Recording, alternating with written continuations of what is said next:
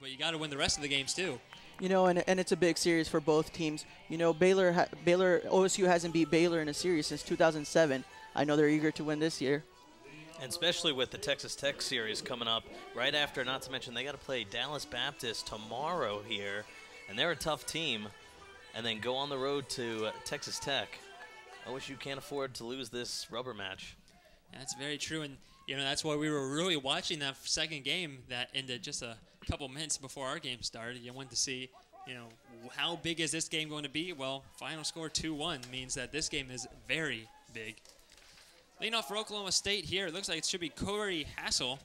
Hassel, the center fielder for today's game. He takes that pitch and he checks swing down low. They check over to first base. No siree, says the first base umpire. That'd be Michael Droll. Home plate umpire will be Kelly Nutt. Just mentioned Michael Droll at first. Mark Winters at second and Wes Hamilton at third. Same crew we've had for this whole rainy series here in Oklahoma State. Chopper over to third. Quick spin fire. Bouncing up, and it's off the glove of Dodson. That's going to be off the wall. Unfortunately, it doesn't look like Hassel will get very far. But a nice effort there by Arrington. But unfortunate for Arrington. What a great play by the shortstop. Absolutely. He caught that ball, spun, and fired it to first, but Dodson couldn't quite pick that ball. We'll be interested to see. You know, and these are mistakes. Looks like they might have given him a hit there. They did. I'm sorry, Greg, go ahead. These are the mistakes that, you know, a young team like Baylor cannot afford to make if they want to try and pull up an upset here. That's a really good observation. That's exactly right. Because, you know, you make mistakes when you're the underdog. That just kind of feeds into your mindset. You know, and this time it was an error, but Aaron Dodson's not a first baseman who commits too many errors, only has 3 this season.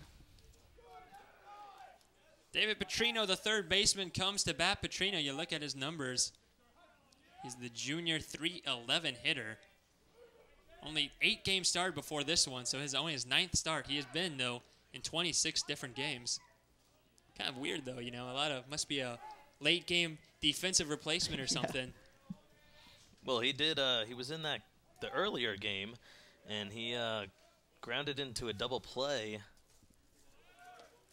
to end the game.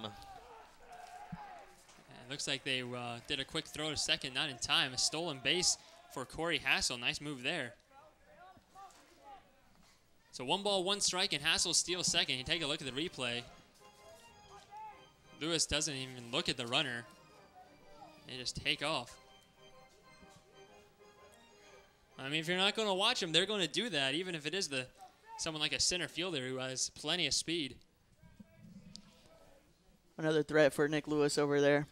For Hassel, that'll be stolen base number 6. He's 6 of 9 now on the year, so pretty good average. Attempting a bunt there was Petrino.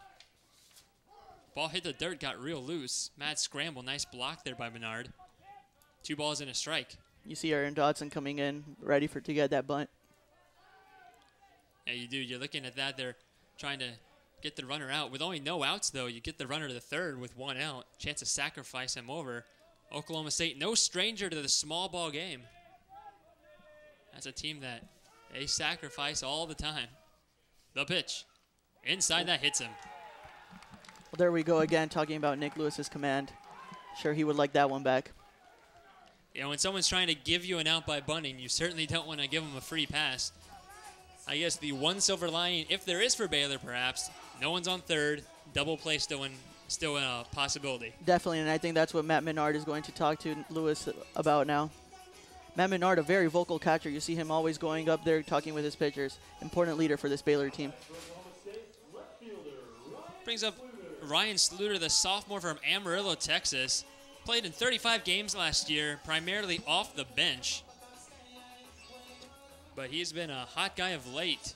387 since the league play has started, so making the most out of the playing time he's getting.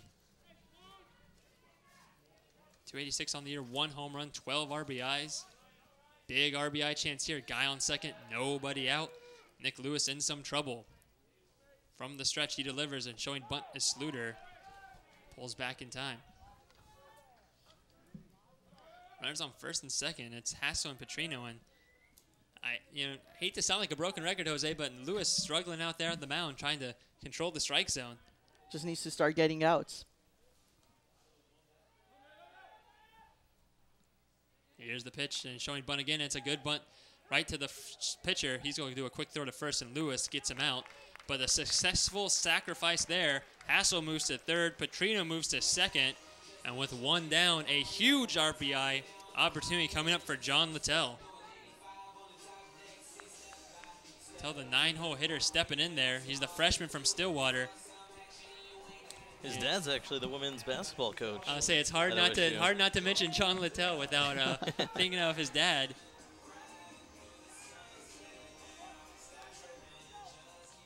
Apparently Baylor already has someone warming up in the bullpen. Can't hardly blame him there.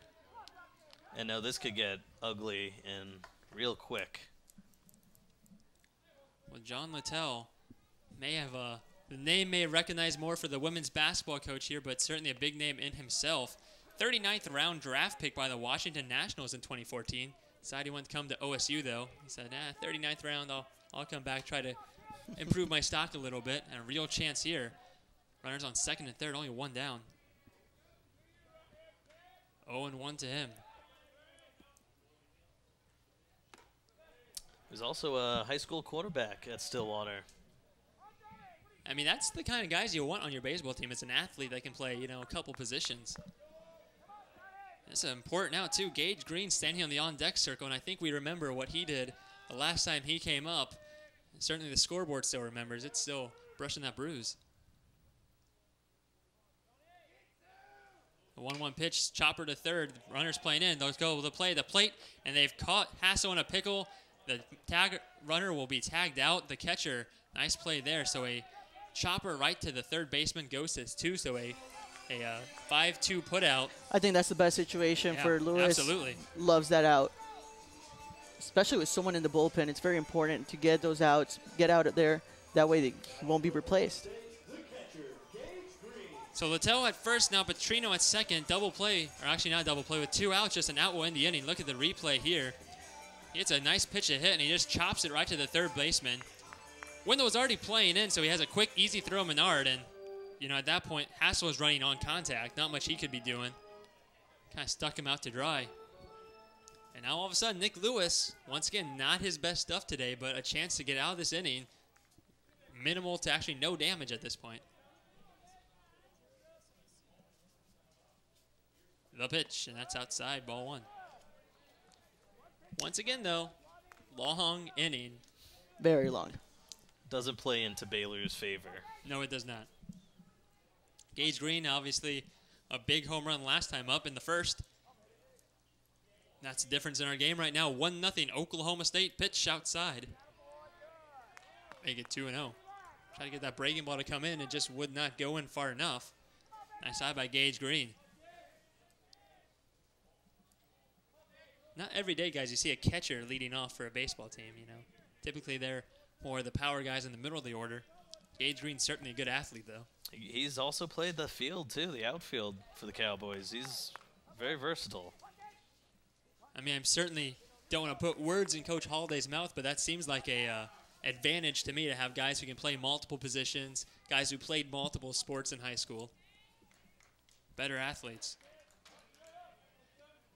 2-1. Nick Lewis trying to get out of a jam here. He had guys on second and third with 1 out.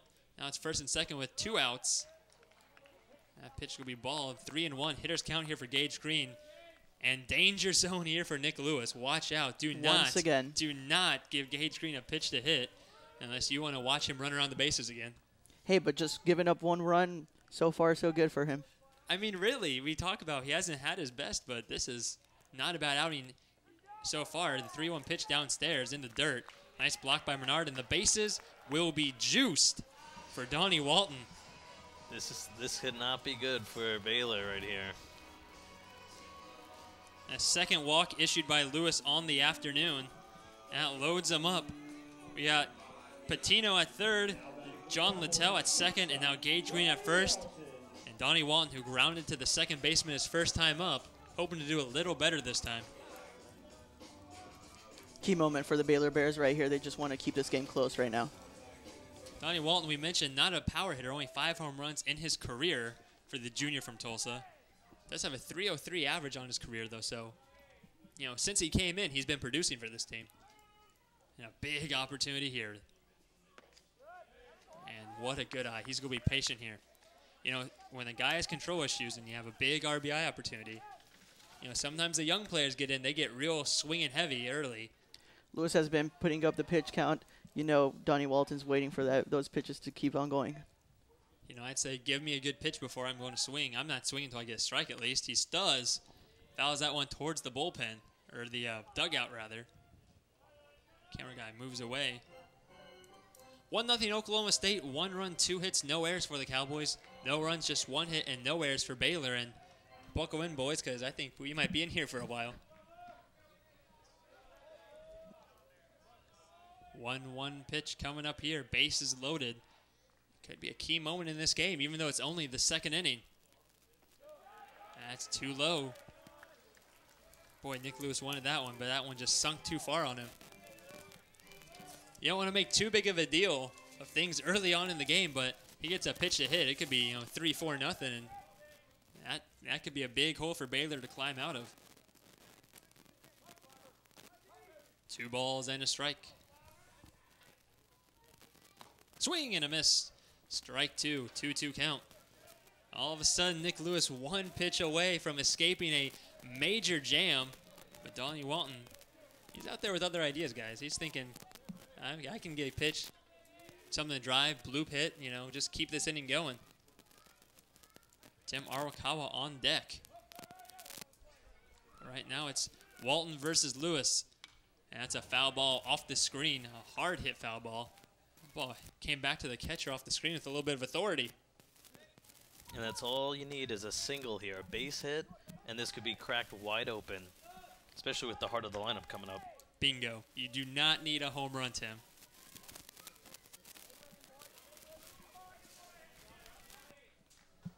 And we've got Troy Montemayor warming up in the bullpen. He's got a 4.05 ERA with 0 wins and 3 losses. We'll see if he will come in. Well, it might depend on the result of this batter. And a high fly ball left field, slicing foul out of play.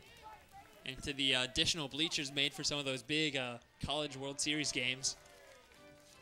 You know, bouncing around out of play, so we'll stay here at 2-2.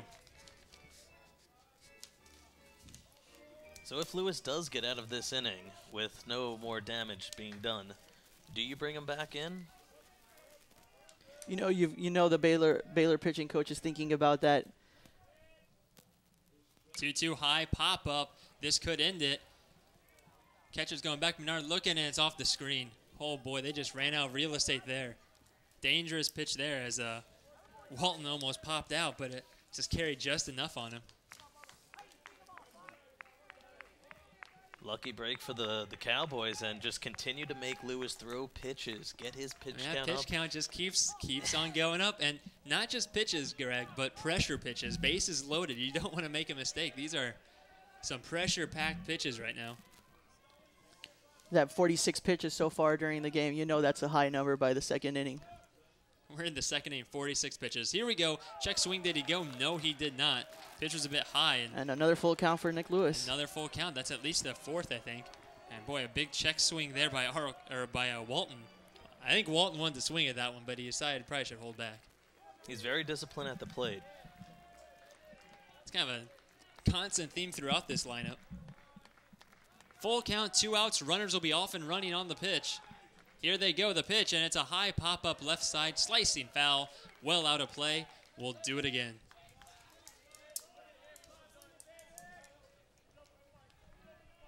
Runners go get in their wind sprints right here if Walton keeps fouling these pitches off.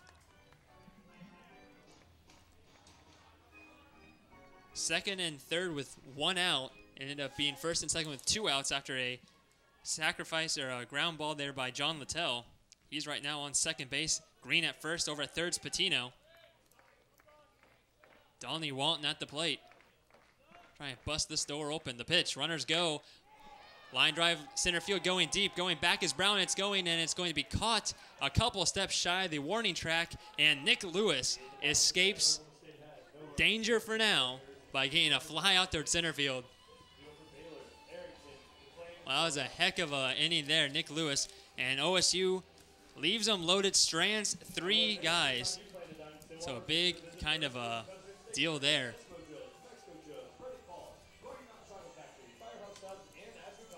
And now we're going to take a quick break. Toss it down to Gerald Tracy, our sideline reporter. And Gerald, what do you got for us?